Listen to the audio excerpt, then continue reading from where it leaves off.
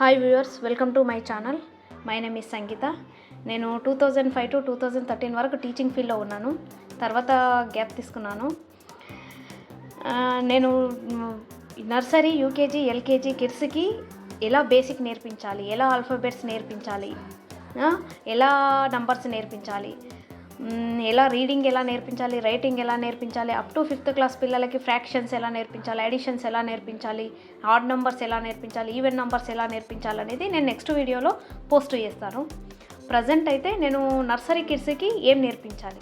First nursery కిడ్స్కి basic strokes ఏమీ చెప్పొద్దండి. నర్సరీ కిడ్స్కి ఆల్ఫాబెట్స్, నంబర్స్ ఏది నేర్పించొద్దు. First strokes, basic strokes. నేను వీటన్నిటికీ ట్రైనింగ్ తీసుకున్నానండి. ఎలా నేర్పించాలి అనే దానికి కిడ్స్కి నేను ట్రైనింగ్ తీసుకున్నాను.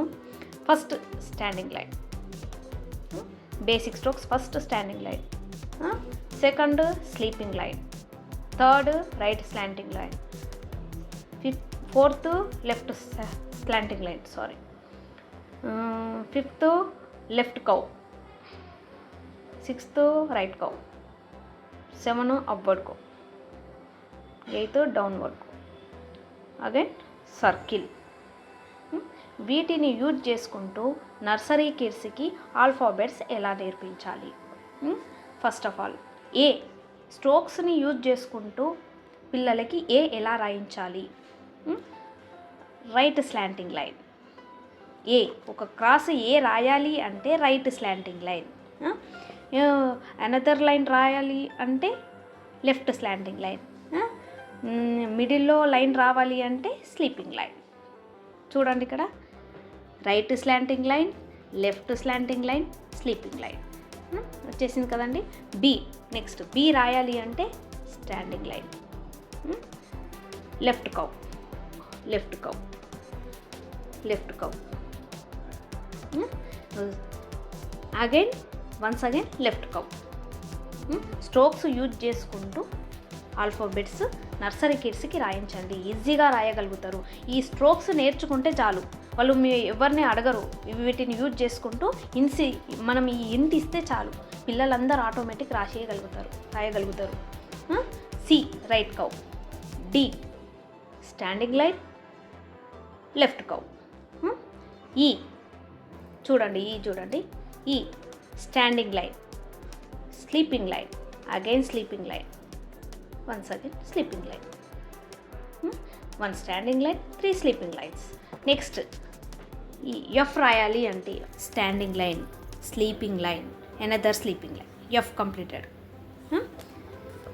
G రాయాలి అంటే ఫస్ట్ రైట్ కౌ,